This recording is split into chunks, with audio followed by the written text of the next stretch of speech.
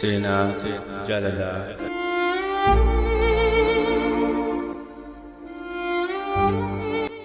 Hanga waggaa 10tti nama jaallattu waan qabaanne na faana jiraata jedhee gaafata. Eeyyee si faana jiraadha jettiin isheenis. Innis mallattoo mallatteessachuudhaan akka ishee fuudhetti ishee mallatteessachuun waggoota 10f eeguuf murteesse.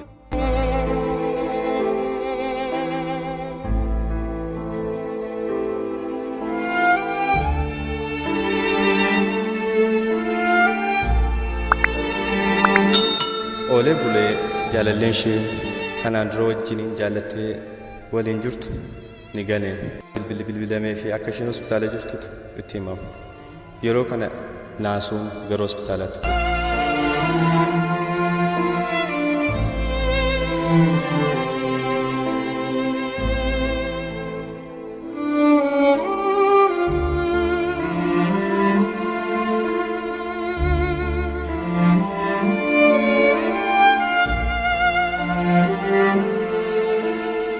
Isheenis of ajjeesuudhaaf yeroo garaagaraa yaalii taasiste.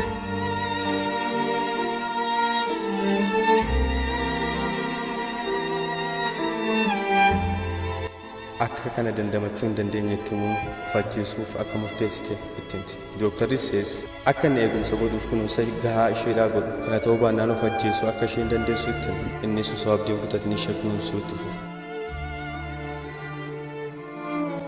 Isheenis of ajjeesuudhaaf jetteetiyyuu murtii ofirratti murteessite. Yeroo garaagaraas yaalii akkasii ofirratti geggeessitee lubbuu isheetiif akka sodaatu dooktariin gorsaan. Innis egaa ishee kunuunsuuf tiksuun yaada isheef sammuu ishee suphuuf murteessee duukaa kufee ka'a.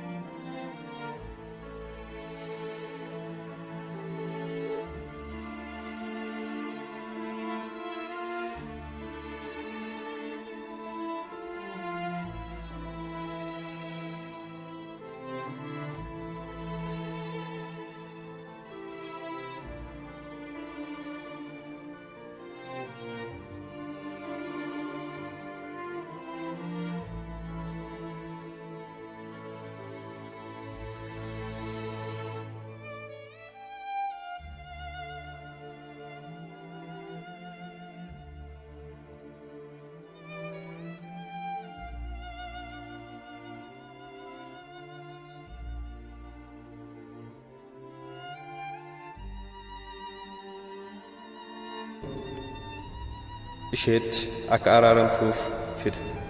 Haa ta'uutii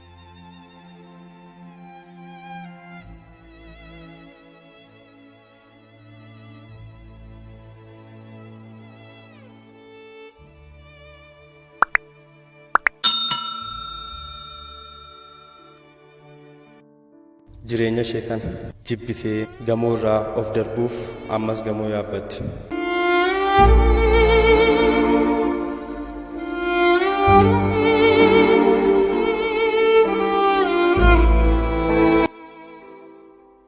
Akka ishee lubbuu ishee hambistuu fi gochaa ishee gaabbisiisu akka hin goone kadhatee dhowwaan.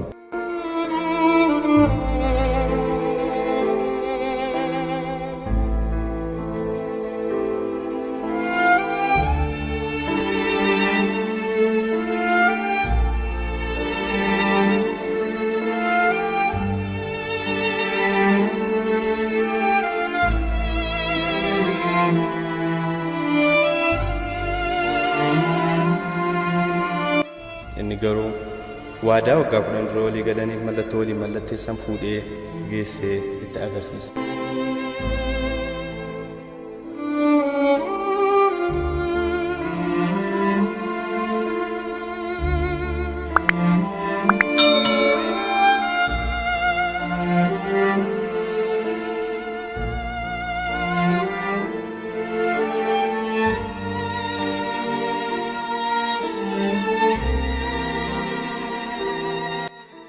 Isheen garuu waadaan durii isaaf galte akka qoosaa ta'ee fi yeroo ijoollummaa akka ta'e innis abdii kutachuudhaaf gadda guddaadhaan mataa isaa gadi cabsee.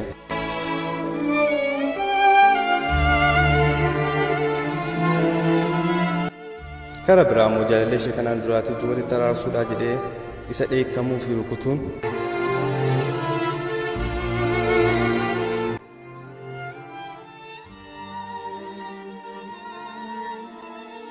Seensin jaalladhu naman jaalladhu qaba jechuun qalbii isaa cabseera mataa gadi buuseera nama jaallatuuf kan jiraatu akkas.